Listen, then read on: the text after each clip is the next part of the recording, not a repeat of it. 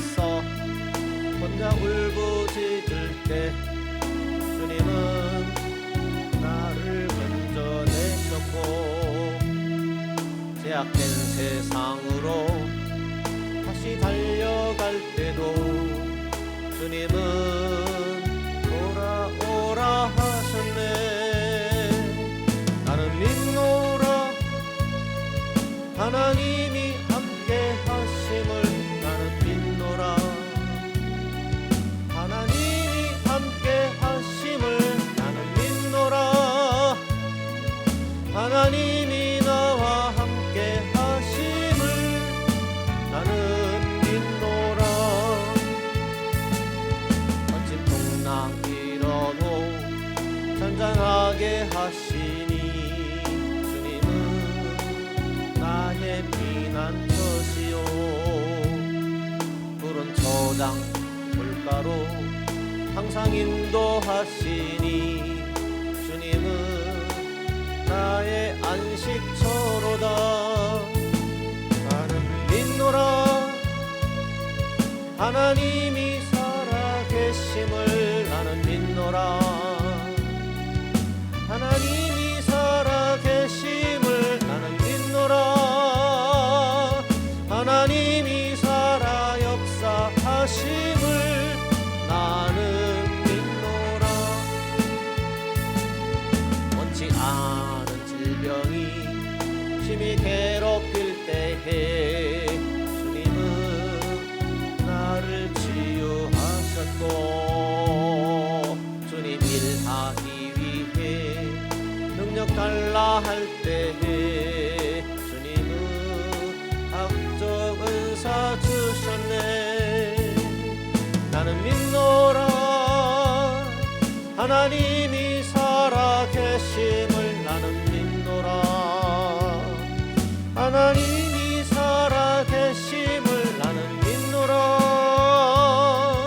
하나님이 살아 역사하심을. 나는 믿노라.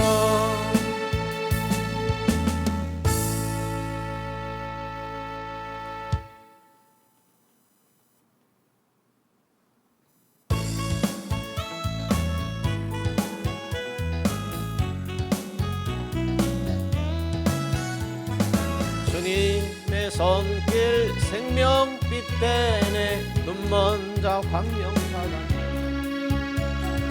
놀라운 손길 날리러 하네. 빛으로 인도해.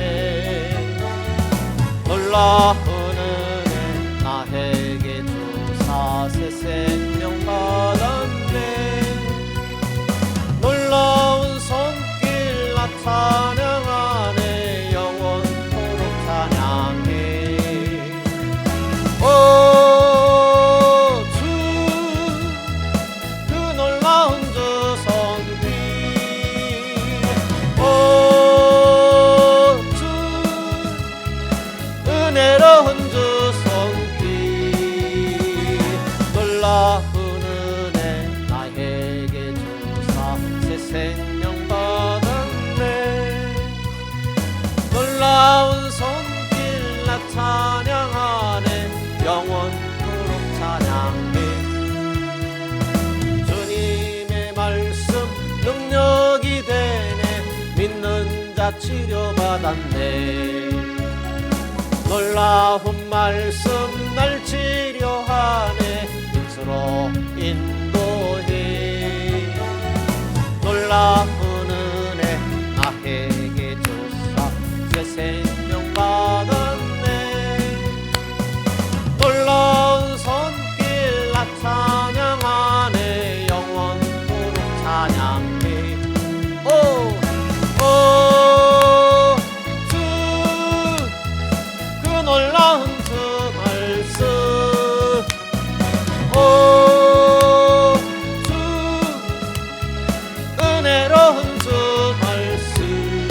놀라운 은혜 나에게 주사 새 생명 받았네. 놀라운 손길 나 찬양하네. 영원토록 찬양해. 주님의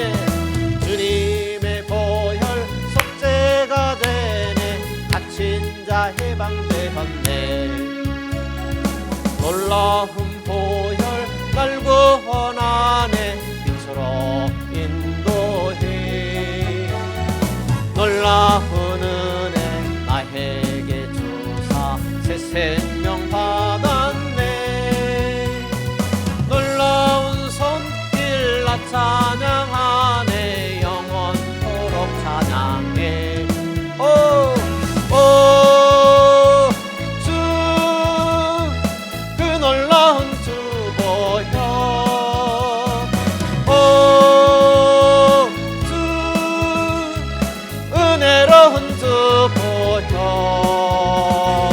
놀라운 은혜 나에게 주사 새 생명 받았네 놀라운 손길 나 찬양하네 영원토록 찬양해 예람 찬양 합시다. 천국은 마치 밭에 감추인 부와 같습니다.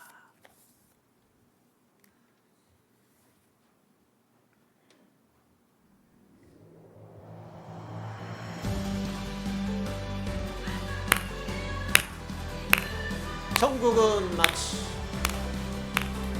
옆에 가사가 안 뜨는데 천국은 마치 밭에 감춘 인보화 땅속에 묻힌 아무도 모르는 보석 천국은 마치 밭에 감춘 인보화 땅속에 묻힌 아무도 모르는 보석이라네 그 보석 발견한 사람은 기뻐 뛰며 집에 돌아가 집 팔고 땅 팔고 냉장고 팔아 기어이 그 밭을 사고 말 거야 천국은 마치 밭에 감춘 인보화 땅속에 묻힌 아무도 모르는 보석 천국은 마치 밭에 감춘 인보화 땅속에 묻힌 아무도 모르는 보석이라네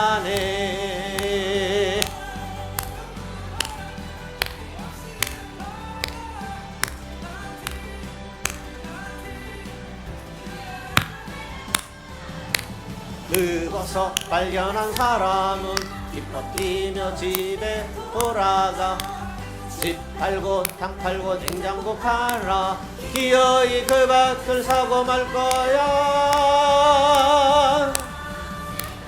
천국은 마치 밭에 감춘 인보화 땅속에 묻힌 아무도 모르는 보석 천국은 마치 밭에 감춘 인보화 땅속에 묻힌 아무도 모르는 보석이라네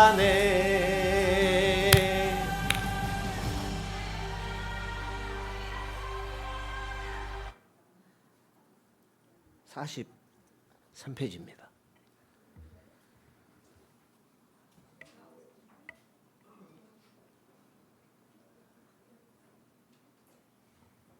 성경 본문을 읽고 가면 좋겠습니다. 그 왼편에 보면 성경 본문이 있어요. 히브리서 6장 4절에서 6절 있고 그 다음에 7절 8절 있는데 거기까지 읽어볼까요? 찾으셨어요? 네, 그럼 같이 읽어보죠. 한번 히브리서 6장 4절에서부터 6절을 먼저 읽고 그 다음에 같이 읽어볼까요? 시작. 한번 비침을 얻고 하늘의 은사를 맛보고 성령에 참여한 바 되고 하나님의 선한 말씀과 내세의 능력을 맛보고 타락한 자들은 다시 새롭게 하여 회개할 수 없나니 이는 자기가 하나님의 아들을 다시 십자가에 못 박아 현재 욕을 보임이라. 땅이 그 위에 자주 내리는 비를 흡수하여 밭가는 자들이 쓰기에 합당한 채소를 내면 하나님께 복을 받고 만일 가시와 엉겅퀴를 내면 버림을 당하고 저주함에 가까워 그 마지막은 불사람이 되리라. 아멘. 도대체 어떤 사람들을 말하는가 하는 그런 내용인데요. 43페이지 아랫부분입니다. 지상교회, 지금 지상교회는 불완전한 교회예요. 지상교회에 연결된 것은 사실이다라는 거죠. 지상교회 회원은 되었어요. 그러나 하늘의 교회 회원은 안 된 거예요. 오늘 우리가 지상교회 세례도 받고 교회 직분, 집사, 권사, 장로, 목사 이렇게 지상교회 회원은 될 수 있어도 하늘의 영원한 교회의 회원은 아닐 수 있어요. 그 얘기입니다.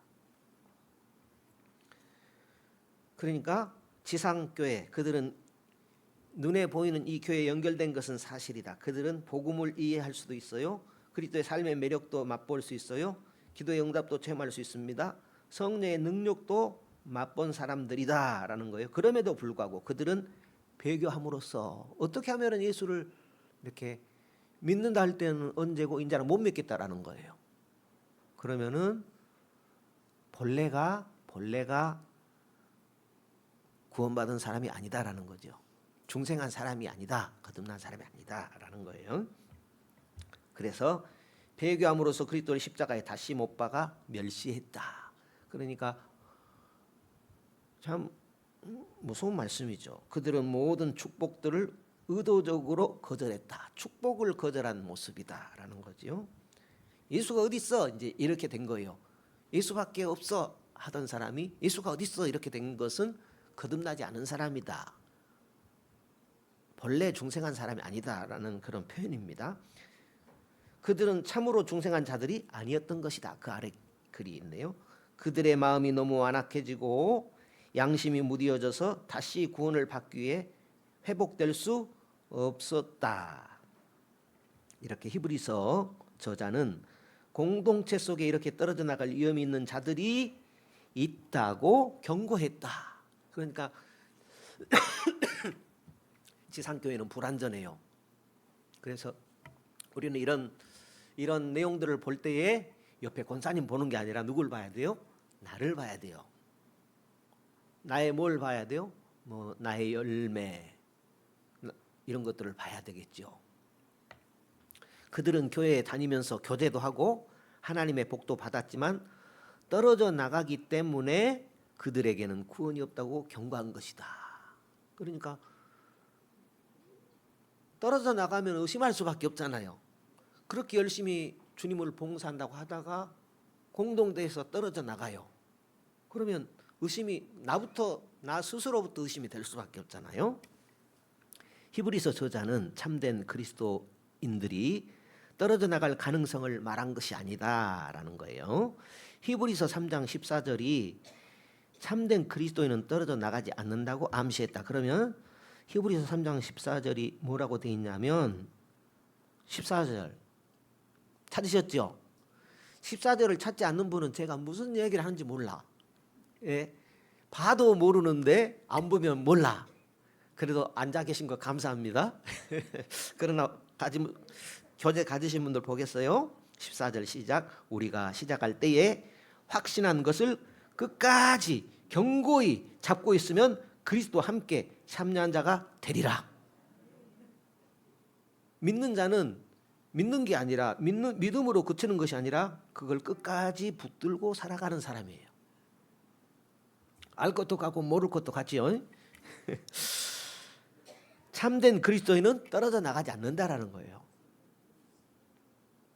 그들이 떨어져 나간다면 그들은 본래 참된 그리스도인들이 아니었던 것이다 라는 거예요. 자, 더 넘어가 보죠. 히브리서 2장 3절. 우리가 이같이 같이 읽어볼까요? 우리가 이같이 어떤 구원? 큰 구원을 등한히 여기면 어찌 피하리요? 그러니까 우리 구원을 믿는 사람, 거듭난 사람, 예수 믿고 거듭난 사람, 하늘에 내 이름이 생명책에 기록됐다고 믿는 사람은 큰 구원을 등한히 여기지 않는 사람이에요. 그러면 이런 글들을 볼 때 정신이 바짝 들어야 돼요. 왜요? 우리는 그 큰 구원을 가볍게 여길 소지가 많은 사람들이에요. 아, 맞아. 이 큰 구원, 이보다 큰 게 없지. 에베소서에서는 이 큰 구원을 큰 사랑이라고 표현했어요. 하나님의 큰 구원은 큰 사랑이지요. 그보다 큰 사랑이 없죠. 예수 사랑보다 큰 사랑, 예수 구원보다 큰 구원 없죠. 그래서 여기는 큰 구원 또 큰 사랑 이렇게 표현했어요. 이 구원은 처음에 주로 말씀하신 바요 들은 자들이 우리에게 확증한 바니 이렇게 되어 있고요. 그 다음에 45페이지입니다. 45페이지. 히브리서 6장 해석을 이와 같이 하는 것이 옳다는 것은 바로 다음 말씀에서도 증명된다. 6장 9절. 히브리서 6장 9절 찾으셨어요?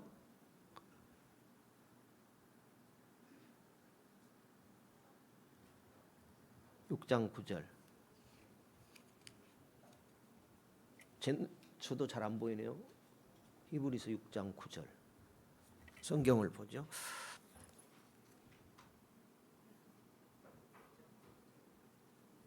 제가 읽어드릴게요. 히브리서 6장 9절. 사랑하는 자들아 우리가 이같이 말하나 너희에게는 이보다 나은 것과 구원에 가까운 것을 확신하노라.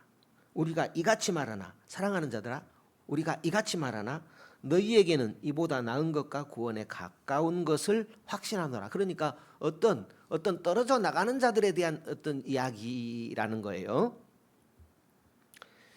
히브리서 저자는 너희는 구원에 속하는 더 좋은 것을 받을 줄 확신한다 그랬습니다. 히브리서 저자는 대부분의 독자들이 방금 읽었던 히브리서 6장 4절 6절의 일시적이고 부분적인 축복보다 더 나은 구원에 속하는 것들을 받는다는 것을 확신한 것이다. 여기서 더 나은 것은 삶의 진정한 열매, 희망에 대한 완전한 확신, 구원적 믿음이다. 제가 지금 읽어드린 이 말씀 알아요 몰라요? 모르겠지요. 읽는 저도 그냥 지금 머리가 복잡해요. 히브리서 6장 4절을 제가 다시 한번 읽어드릴게요. 6장 4절에서 6절. 한번 비침을 얻고 하늘의 은사를 맛보고 성령에 참여한 바 되고 하나님의 선한 말씀과 내세 능력을 맛보고 타락한 자들은 다시 새롭게 하여 회개케 할 수 없나니. 이 말씀은 본래가 구원받지 못한 사람이다. 본래가 거듭나지 않은 사람이다. 본래가 중생하지 못한 사람이다 라는 거예요. 그러니까 예수 믿고 인내하면서 열심히 병아리 눈물만큼 변하지만 꾸준히 신앙생활 한 여러분들은 더 나은 것, 더 나은 구원에 분명히 얻게 될 것을 확신한다 하는 이런 말씀입니다. 그러면 더 나은 것들은 무엇인가? 삶의 진정한 열매. 삶의 진정한 열매가 있어야 되겠죠. 그러면 삶의 진정한 열매가 무엇일까? 삶의 진정한 열매. 10절이라고 그랬거든요. 10절.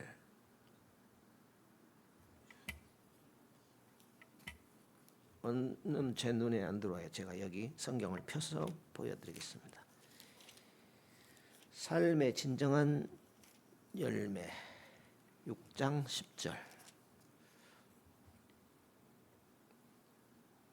하나님이 불의치 아니하사 너희 행위와 그의 이름을 위하여 나타낸 사랑으로 이미 성도를 섬긴 것과 이제도 섬기는 것을 잊어버리지 아니하시느니라. 성도 여러분, 교회를 위해서 성도를 위해서 봉사하시죠. 그것을 하나님이 잊어버리지 않는다라는 거죠. 더 다르게 표현하면 하나님 사랑하는 사람은 이웃도 사랑하죠. 그걸 하나님께서 잊어버리지 않는다라는 거죠. 그것이 삶에서 맺어야 할 진정한 열매라는 거예요. 성도 여러분, 우리는 사람을 사람답게 여기는 사람입니다. 사람을 내 집 강아지보다 못하게 여기는 사람들이 있죠. 사람은 함부로 대하는 그런 존재가 아니에요. 왜냐하면 주인이 하나님이에요. 그 사람이 믿으나 안 믿으나 사람의 주인은 하나님이에요. 그러니까 하나님을 대하듯이 해야 되죠. 그렇다고 해서 막 무릎 꿇고 예배하듯이 대하라는 그런 얘기가 아니라 그런 사실을 아는 것이 중요하지요. 그 다음에 희망에 대한 완전한 확신. 더 나은 것들이 뭔가 하면 이렇게 삶의 진정한 열매하고 11절에 우리가 간절히 원하는 것은 너희 각 사람이 동일한 부지런을 나타내어 끝까지 소망의 풍성함에 이르르는 것이다. 동일한 부지런함을 나타내요. 동일한 부지런함. 신앙이 더 성장하면 성장해야지 이렇게 약해지면 안 되겠지요. 희망에 대한 완전한 확신이 있기 때문에 그럴 수 있다라는 거예요. 12절 게으르지 아니하고 믿음과 오래 참음으로 말미암아 약속들을 기업으로 받는 자들을 본받는 자 되게 하려는 것이니라. 이것이 구원적 믿음이다라는 거예요. 굉장히 풀어진 말씀입니다. 구원적 믿음, 회개하고 믿는 것이 구원적 믿음. 이렇게 큰 틀에서 우리가 이해하지만 이렇게 작은 구절들도 있어요. 그것은 게으르지 아니하고 믿음과 오래 참음으로 약속들을 기업으로 받는 자들을 본받는 것. 그것이 뭐예요? 구원적 믿음. 그러니까 신앙은 행위 없는 신앙은 없어요. 우리가 행위로 구원받는 건 아니지만 그러나 신앙은 구원과 뗄래야 뗄 수 없죠. 오늘 우리가 구원받은 성도인데 하나님을 예배하는 것은 나라는 사람이 나라는 삶으로 하나님을 예배하죠. 그것은 다 행위잖아요. 말하는 것도 행위요. 밥 먹는 것도 일하는 것도 모든 것이 생각에서부터 행하는 모든 것들이 움직이는 거잖아요. 히브리서 10장에서도 비슷한 말씀이 나온다 그랬어요. 히브리서 10장 26절에서 31절 읽어볼까요? 여기 16절 일목요연하게 기록이 안 돼 있네요. 히브리서 제가 읽어드리겠습니다. 히브리서 10장 26절 히브리서 10장 26절에 우리가 진리를 아는 지식을 받은 후 짐짓 죄를 범한 즉 다시 속죄하는 제사가 없고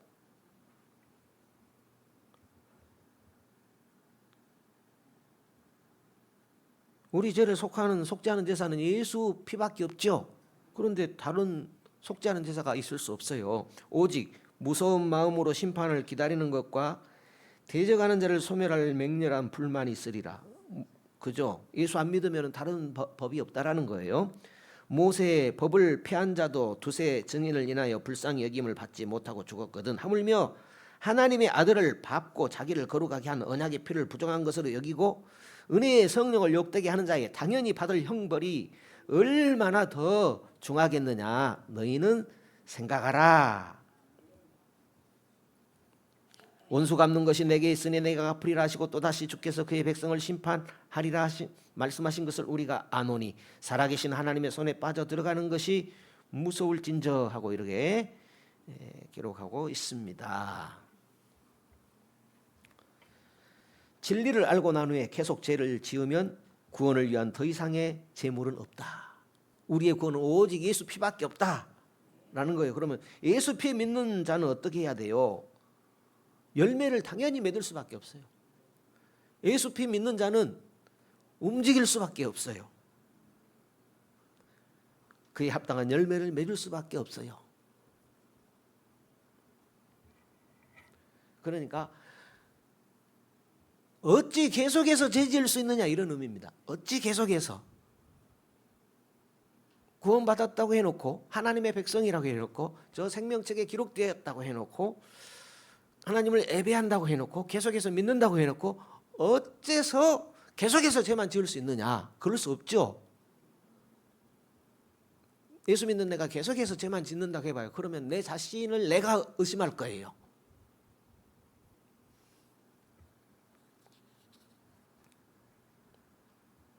그들은 예수님의 새 언약의 피를 불결한 것으로 본 자들이라 영원한 심판을 받는다. 그러니까 하나님 구원받은 성도들은 열매를 맺게 되어 있다라는 것입니다. 열매 없으면 열매로 안다고 그랬잖아요. 히브리서 6장 26절에서 31절이 그 아래에 있구만요. 그런데 적어 놓으셔야 됩니다. 그 다음에 46쪽입니다. 46쪽. 요한의 서신에도 비슷한 말씀이 나온다. 요한계시록 3장 5절에서 예수님은 생명의 책에서 이기는 자들의 이름을 제거하지 않겠다고 하셨다. 그러면 요한복음 3장 5절에 뭐라고 되어 있냐면 이기는 자는 이와 같이 흰옷을 입을 것이요. 이기는 자예요, 지는 자예요. 그러면 신앙은 이기는 거예요, 지는 거예요? 그렇습니다. 신앙은 적극적인 거, 이기는 것이죠. 내가 그 이름을 생명책에서 반드시 흐리지 아니하고 그 이름을 내 아버지 앞과 그 천사들 앞에서 시인하리라. 예수님은 또 요한복음 10장 28절에서도 예수님께서 자기 양들에게 영생을 주시기 때문에 그들은 결코 멸망하지 않을 것이라고 하셨습니다. 그러면 10장 28절 내가 저희에게 영생을 주노니 영원히 멸망치 아니할 터이요 또 저희를 내 손에서 빼앗을 자가 없느니라. 예수님의 손에서 빼앗을 자 없지요. 아버지가 내게 보내신 자는 내가 하나도 잃어버리지 않는다라는 거죠. 그러니까 우리를 믿게 하시는 분은 누구예요? 하나님 아버지. 하나님 아버지가 예수 믿게 한 거죠. 성령을 보내셔서 아버지의 성령으로 말미암아 우리를 예수 믿어지게 해서 예수 믿게 한 거예요. 성령으로 예수 믿게 해주신 것이죠. 성령으로 예수 믿게 예수님에게 보내신 바 된 그 예수님의 그 양떼를 주님은 하나도 잃어버린 바 되지 않는다라는 거죠. 그런데 떨어져 나간 자들은 본래부터가 예수님의 양이 아니라는 그런 말씀입니다. 그러니까 우리는 이런 말씀을 이렇게 들여다볼 때 누구를 봐야 돼요? 나를. 혹시 나는 왜냐하면 성경은 나를 향해 하신 말씀이기 때문에 내가 진정으로 거듭난 사람인가? 내가 거듭난 신자인가? 중생한 신자인가? 나를 들여다봐야 되죠. 또 마지막으로 구약에서 우리가 구원을 상실할 수 있다는 근거로 사울 왕에게서 성령이 떠나셨다는 것이 사용되기도 한다. 사울 왕에게서 성령이 떠나신 것은 사무엘이 다윗에게 기름을 부은 직후였다. 주의 영이 그때부터 다윗에게 강력하게 임했다. 이런 맥락에서 볼 때 사울 왕에게서 성령이 떠나셨다는 것은 성령의 모든 역사가 사울 왕에게서 중지되었다는 뜻이 아니라 사울에게 왕으로 일을 할 수 있도록 능력을 베푸신 성령의 역사가 철수되었다는 것이다. 하나님을 믿는 그 믿게 하는 성령의 역사가 그친 것이 아니라 하나님을 믿어도 거짓말할 수 있죠. 우리는 그렇단 말이에요. 하나님을 믿는 그 믿음의 성령의 은혜를 받았음에도 우리는 거짓말할 수 있다라는 거죠. 누가 그랬어요? 사울 왕이 그랬어요. 그래서 사역을 할 수 있는 성령의 은혜가 철수돼 가지고 누구에게 갔다? 다윗에게 갔다라는 거예요. 하나님이 그렇게 했다라는 거죠. 그것은 사울이 영원히 멸망을 받았다는 뜻이다 아니다? 아니다. 사울은 영원히 멸망받았어요? 안 받았어요? 우리는 몰라요. 예. 구약 성경 전체로 봐서 사울이 중생하지 못한 사람으로 겉으로는 왕이었으나 실제로는 왕으로 적합하지 않았다는 것인지 사울이 중생한 사람으로 하나님을 떠난 삶을 계속 살아간 것인지는 우리가 단언하기 힘들다라는 거예요. 사울 왕이 하나님의 사람인지 아닌지 우리가 이렇다 저렇다 판단할 능력이 기준이 없다라는 거예요. 그러니까 사울 왕은 지옥 갔다 이렇게 말 못해요. 예. 신자에게 참된 확신을 줄 수 있는 것이 무엇인가? 신자에게 참된 확신을 줄 수 있는 것, 오늘 예수 믿는 나에게 참된 확신을 줄 수 있는 것이 무엇인가 하는 거예요. 외부적으로 회심의 많은 증거를 가진 자들이 마침내 떨어져 나간다면 회심의 참된 증거는 무엇인가? 왜냐하면 겉으로는 열심히 봉사할 수 있잖아요. 절에 나가는데 다 그 열성 신도가 아니잖아요. 그것처럼 우리 신앙인 중에서도 기독교 신자 중에서도 열심히 있는 분들과 그렇지 않은 분들이 있는데, 그러나 열심히 있는 분들, 사람이 보기에 열심히 있는 분들 중에도 아닌 자들이 있다라는 거죠. 그것은 떨어져 나간다면 그거 뭐냐라는 거죠.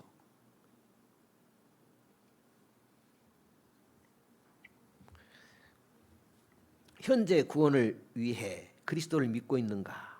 현재, 오늘, 과거 20, 30년 열심히 신앙생활 했어요. 그러면 나 이제까지 열심히 신앙생활 했으니까 그러면 구원의 문제는 다 해결된 겁니까? 현재도 중요하다는 거예요. 그죠? 그리고 현재, 내일도 중요하죠. 살아가는 동안. 또 영원한 하나님 나라에서도 구원 얻어야 되잖아요. 그러니까 현재 구원을 위해, 과거만이 아니고 지난 과거는 과거고 현재도 그리스도를 믿고 있는가? 무엇을 위해서? 구원을 위해서. 그러니까 구원은 끝난 거예요? 진행형이에요? 구원은 진행형입니다. 예. 물론 하나님의 백성, 하나님의 자녀, 이걸 예수 믿음으로 확신해야 돼요. 영생 천국 나라 확신해야 돼요. 그러나 중요한 것은 오늘 믿음을 전제로 한 거죠. 그러면 오늘 믿는 믿음의 모습은 어떤 거예요? 움직임이 있어요. 열매가 있어요. 그러므로 우리는 뭐랄까요? 병아리 눈물만한 그런 변화가 있어도, 아니면 눈에 보이는 거 없다 할지라도 우리는 겸손히 누구 보고? 주님 보고 끝까지 달려가는 겁니다. 그게 신앙생활이고 구원받은 신자의 모습이다, 이렇게 할 수 있겠습니다. 우리가 계속 믿으면, 그러니까 믿음이라는 것은 끝까지 믿는 것을 말해요. 계속 믿으면 무엇을 얻는다? 구원을 받는다. 그러니까 떨어져 나가면 아니라는 거예요. 그러니까 참 교회를 잘 선택하는 것도 중요하지요. 우리가 믿는 믿음을 끝까지 붙잡고 나가면, 예수 믿는 믿음을 끝까지 붙잡고 나가면 구원을 받는다라는 거예요. 할렐루야. 그리스도를 계속 믿는 믿음으로 영생을 받는다. 예수 믿으면 구원, 이것을 좀 풀이할 수 있어야 되겠죠. 그러니까 예수를 계속 믿으면 구원받는다. 이제 여기까지가 생각이 되어져야 돼요. 예수 믿으면 구원받죠. 예수 구원 불신 천국 맞아요. 그러나 예수님을 끝까지 계속 믿으면 예수 천당 불신 지옥이고, 예, 그러니까 예수 천당 했을 때는 예수를 끝까지 믿는 것, 이런 것들이 전제되어 있다라는 겁니다. 성경을 읽어보면요, 골로새서 1장 23절에 만일 너희가 믿음에 거하고 터 위에 굳게 서서 너희 들은 바 복음의 소망에서 흔들리지 아니하면 그리하리라. 복음의 소망에서 흔들리지 말아야 되겠죠. 흔들리면은 진짠가 가짠가. 왜냐하면 내가 흔들리는 거죠. 흔들리는 것은 내가 흔들리면은 진짠가 가짠가 내가 의심되는 거잖아요. 이 복음은 천하 만민에게 전파된 바요 나 바울은 이 복음의 일꾼이 되었노라. 천하 만민에게 전파된 진리라는 거예요. 복음에서 흔들리면은 소망이 약해져요. 누가요? 내가. 그러니까 내가 복음에 흔들리지 않는, 처음에 확신한 바, 그렇죠? 그 구원의 확신을 준 그 은혜를 끝까지 든든히 붙잡고 가야 돼요. 내가 붙잡아야 돼요. 붙잡는 것은 나예요. 그러니까 말씀들을 통해서, 성경의 말씀들을 통해서 나로 하여금 복음의 진리를 굳게 붙잡으라는 메시지를 주는 거죠.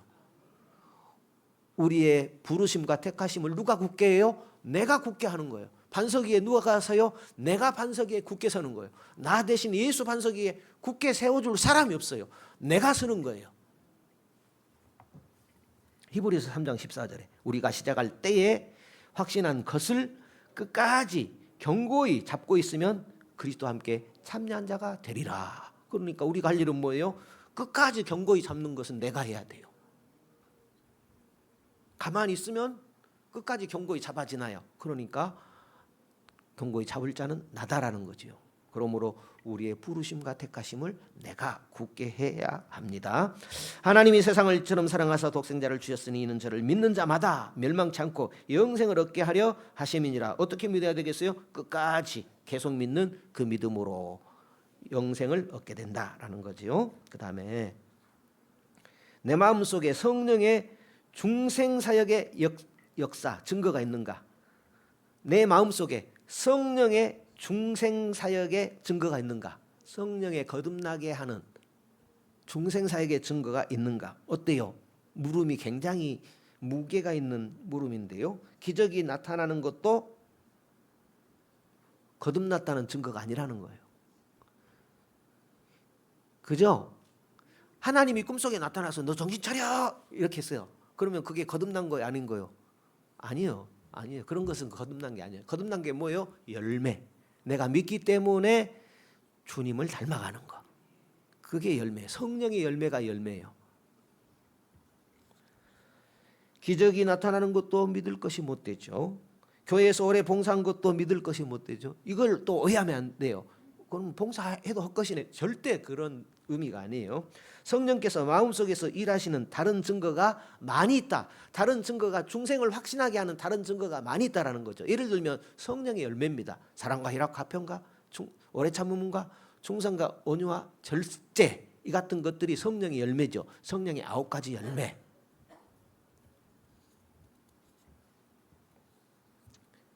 예수님께서 말씀하셨습니다. 그날에 많은 사람이 나더러 이르되 주여 주여 우리가 주의 이름으로 선지자 노릇하며 주의 이름으로 귀신 쫓아내며 주의 이름으로 많은 권능을 행하지 아니하였습니까? 라고 한다라는 거예요. 그런데 주님께서 뭐라고 한다고 그랬어요? 안다고 그런다고 그랬어요? 모른다고 한다고 했어요? 나 너 모른다 한다 그랬죠? 많은 사람 중에 그런 사람들이 있다라는 거죠. 주님께서 모른다 한 사람 중에 그런 사람들이 있다라는 거죠. 그러면 그런 경우는 어떤 경우일까요? 그러면 귀신을 쫓아낼 때는 성령이 강력하게 임한 거예요? 약하게 임한 거예요? 성령이 소낙비 같이 임한 거예요? 보슬비 같이 임한 거예요? 그렇습니다. 성령이 강력하게 역사해 주셨음에도 불구하고 내 삶의 열매는 아닐 수 있어요. 그러니까 우리 중생의 열매는 강력한 성령의 역사가 나타나느냐, 이게 아니고 인격의 열매를 말해요. 예수 닮아가는 것이 중생의 증거입니다. 그걸 말씀을 통해서 확신해 가면 좋겠습니다. 고린도전서 3장 12절 13절에 만일 누구든지 금이나 은이나 보석이나 나무나 풀이나 집으로 이 터 위에 세우면 각 사람의 공적이 나타날 터인데 그 날이 공적을 밝히리니 이는 불로 나타내고 그 불이 각 사람의 공적이 어떠한 것을 시험할 것임이라. 믿음으로 성령으로 사랑으로 말씀으로 세운 것인지 아니면 인간의 수단과 방법으로 세운 것인지 그 열매로 알게 된다라는 것입니다. 첫째, 우리가 하나님의 자녀들이라는 성령의 주관적 증언이 있다. 저와 여러분이 하나님의 자녀라는 그 성령의 주관적 증언이 있다라는 겁니다. 좀 표현이 어려운데요. 성령에 의해 하나님의 뜻에 순종하도록 인도함을 받는다는 감각도 동반된다. 실제 성경 구절을 읽어보죠. 로마서 8장 15절 시작. 너희는 다시 무서워하는 종의 영을 받지 아니하였고 양자의 영을 받았으므로 하나님을 아바 아버지라 부르짖느니라. 도대체 하나님에 대해서 아빠라는 소리가 안 나와요. 아빠가 좀 이상합니까? 아바 아버지 소리가 도저히 안 나와. 우리 아버지는 20년 전에 돌아가셨는데 그거밖에 아버지가 안 불러지고 하늘의 하나님이 아버지로 도저히 안 불러져요. 그러면 못 부르는 것이죠. 또 16절 성령이 친히 우리 영으로 더불어 우리가 하나님의 자녀인 것을 증거하시나니. 성령이 나는 하나님의 자녀요. 그러니까 하나님의 자녀니까 하나님을 아버지라 부르는 거죠. 하나님의 자녀로 확신하고 하나님을 아버지로 여기는 것. 성도 여러분, 한 주간 아버지를 더 가까이 하시기 바랍니다. 자녀임을 확신하기 바랍니다. 성령이 주신 은혜입니다. 그러니까 이렇게 성령이 하나님의 자녀라는 주관적 증언이 있다라는 거예요. 말씀에 그렇게 적혀 있어요. 그러니까 뭐 귀신이 쫓겨나갔다, 성령이 강력히 역사해 줘도 우리는 이 하나님의 자녀의 확신은 그런 것으로 되는 것이 아니다라는 거예요. 그 다음에 요한일서 4장 13절, 그의 성령을 우리에게 주심으로 우리가 그 안에 거하고 그가 우리 안에 거하시는 줄을 아느니라. 성령으로 내가 주 안에, 주가 내 안에 계시는 것을 우리가 안다라는 거예요. 성령님, 예수님이 여러분 안에 계십니까? 내가 주님 안에 있습니까? 성령이 알게 한다라는 겁니다. 그런 은혜가 있어야 되겠지요. 그러니 주님을 가까이 하기를 힘써야 됩니다. 그 다음에 무릇 하나님의 영으로 인도함을 받는 그들은 곧 하나님의 아들이라. 그 다음에 둘째입니다. 성령이 진정으로 역사하시면 무엇이 나타난다? 성령의 열매가 나타난다. 내가 성령의 모든 열매를 맺고 있는가라고 질문하지 말고, 그죠? 성령의 모든 열매 얼마나 부담스러워요, 그죠? 그렇게 질문하지 말고 내 삶 전체가 이런 특징을 가지고 있는가? 왜냐하면 우리는 병아리 눈물만큼 변화돼요. 병아리 눈물만큼. 이런 면에서 꾸준히 성숙하고 있는가? 다른 사람들이 내게서 그런 것을 보고 있는가라고 질문해 봐라. 성도 여러분, 성령의 열매를 맺어가는 그런 특징이 있습니까? 또 다른 사람들이 볼 때 그런 열매들이 있습니까? 나 스스로 볼 때도 성령의 열매를 맺어가는 그런 특징이 있어야 되고, 다른 사람들에게도 그런 모습이 비춰져야 됩니다. 왜요? 우리는 함께 성장하는 사람들이거든요. 함께 성장해 갑시다. 예, 지금까지 왔지만 이런 말씀들을 통해서 맞아, 이렇게 하면서 성장을 돕고 서로 도움을 받으며 성숙해 가는 것입니다. 세 번째, 나의 삶과 사역이 다른 사람들과 교회에 선한 영향을 미치는 것이 또 하나의 증거이다. 나의 삶과 사역이 다른 사람들과 교회에 선한 영향을 미치는 것이 또 하나의 증거이다. 신앙생활은 혼자 하는 게 아니죠. 함께 하는 것입니다. 서로 영향을 미치는 것입니다. 예수님을 믿는다고 하면서도 다른 사람들을 낙심하게 하고, 다른 사람들을 끌어내리고, 다른 사람들의 믿음을 해치고, 다른 논쟁과 다툼을 유발하는 사람들도 있다 없다? 그러면 교회를 세우는 것이다, 무너뜨리는 것이다? 그것은 세우는 것이 아니라 교회를 허무는 일을 하는 사람의 모습이다라는 거예요. 그런 사람들이 있다 없다? 있다라는 거예요. 그러니까 그러면은 떨어져 나간 사람이에요.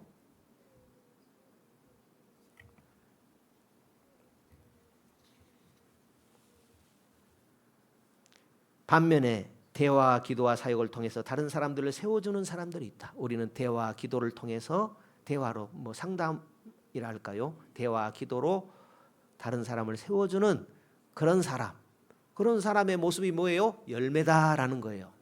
열매 맺으십시다.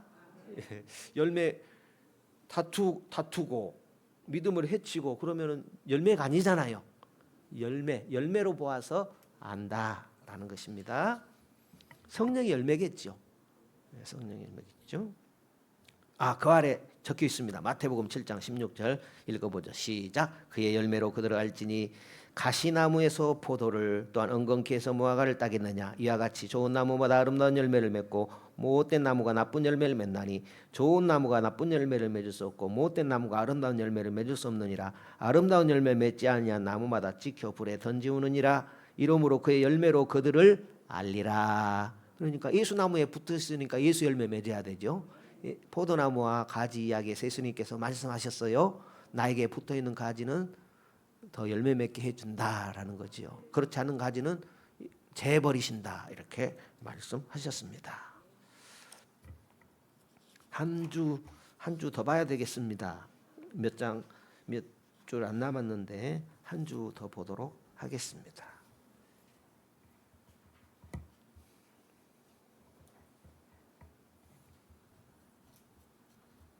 그러니까 지금 전체의 전체의 큰 제목이 성도의 견인, 성도의 견인.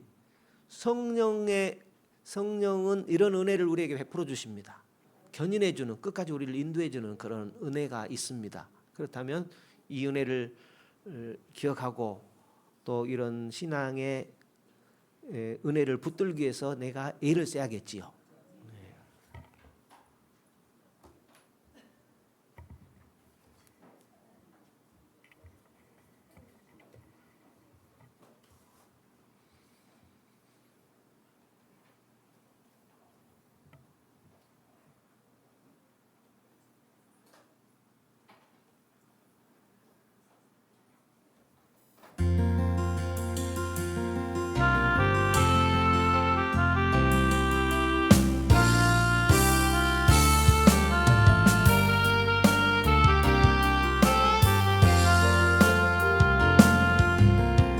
주님의 기쁨 되기 원하네.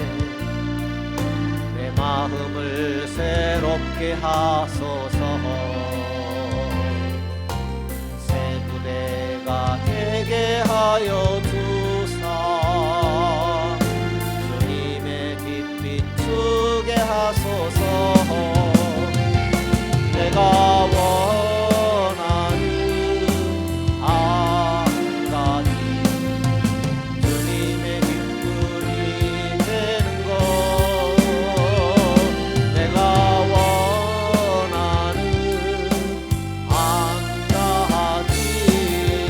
주님의 기쁨이 되는 것, 겸손히 내 마음 드립니다. 나의 모든 것 받으소서. 나의 맘 깨끗게 씻어주사. 주의 길로 행하게 하소서. 내가 원하는 한 가지, 주님의 기쁨이 되는 것. 내가 원하는 한 가지, 주님의 기쁨이 되는 것.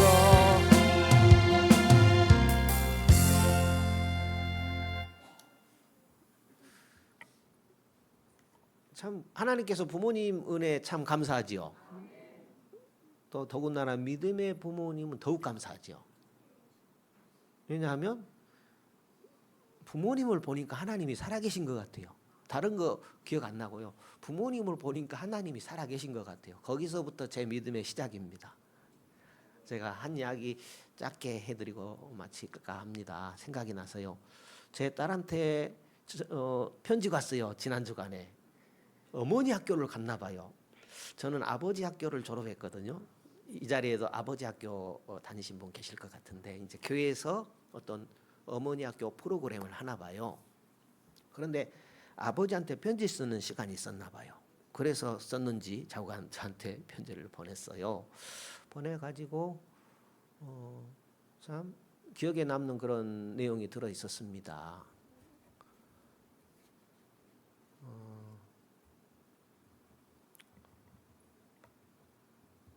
하나님과 잘 이렇게, 그러니까 쉽게 말하면 하나님을 알게 해줘서 고맙습니다, 이런 내용입니다. 쉽게 말하면. 그런데 나는 하나님을 잘 보여준 게 없어요. 그냥 입만 살아가지고 입이 자녀들한테 살아있기가 쉽지 않거든요. 이제 어떻게 된 사연이 있냐면 피아노 반주하는 이미주 집사님이 피아노 학원을 운영해요. 죄송합니다, 김미주. 근데 코로나 걸려가지고, 그러니까 코로나가 유행할 때 서울에 있지 못하고 여기 내려오게 됐어요. 그때 이제 김미주 집사님이 운영하는 피아노 학원에서 한 2년 정도 학원 강사로 이렇게 일할 때가 있었습니다. 그때 제가 한 15분, 많이 걸리면 20분 되는 거리 데려다 줬어요. 제 딸을. 그러면 이제 제가 평소에 하고 싶었던 얘기를 자연스럽게 할 수가 있어요. 또 딸도 은연중에 마음속에 품고 있는 그런 내용을 물어봐요. 자연스럽게 신앙 얘기를 주고받는 때가 2년간입니다. 그 전에는 제가 야, 너 이리 와봐. 예수님은 이래. 우리 성경 공부하자. 절대 못합니다. 그렇게 안 돼요. 그런데 하나님이 그런 시간을 주셔가지고 이제 이 딸 가운데 궁금증이 많이 해소가 된 거예요. 그리고 이런 내용이 물어본 신앙적인 내용을 물어볼 때 대답이 그냥 나옵니까? 제 평생 미천이 다 들어간 거잖아요. 왜? 평생 들어간 미천이 그 딸에게 그냥 공짜로 이렇게 뭐 상담이 된 거예요. 그것이 아버지가 날 이렇게 잘 인도해 줬다라는 그런 것이 마음에 자리 잡게 된 거죠. 결혼을 했습니다. 결혼해가지고 이제 목사님 딸이잖아요. 이제 신랑은 장로님 아들인데 물어보는 거예요. 목사님 딸이니까 잘 알겠지 하면서 이거저거 물어보는데 할 말이 없더래요. 해줄 말이 없더래요. 야, 그게 하루아침에 될 일이냐. 나는 평생 들어간 미천이다. 하나님 알기를 힘쓰고 알려고 할 때에 그것이 하나둘 쌓여가지고 이렇게 대답할 수 있는 것이지 그냥 그게 나오는 것이 아니다. 가장 중요한 것이 우리 신앙인들에게는 하나님을 알아가는 것이다. 그건 그냥 알아지는 것이 아니다. 다 신앙의 뭐랄까 열매가 되는 것이다. 이제 이런 이야기를 나눈 기억이 납니다. 하나님 알기를 힘쓰시고 은혜가 더욱 충만한 우리 모두가 되시면 좋겠습니다. 주기도하고 마치겠습니다. 하늘에 계신 우리 아버지여, 이름이 거룩히 여김을 받으시오며 나라 위에 임하옵시며 뜻이 하늘에서 이룬 것 같이 땅에서도 이루어지이다. 오늘날 우리에게 일용할 양식을 주옵시고 우리가 우리에게 죄 지은 자를 사하여 준 것 같이 우리 죄를 사하여 주옵시고 우리를 시험에 들게 하지 마옵시고 다만 악에서 구하옵소서. 대개 나라와 권세와 영광이 아버지께 영원히 있사옵나이다. 아멘.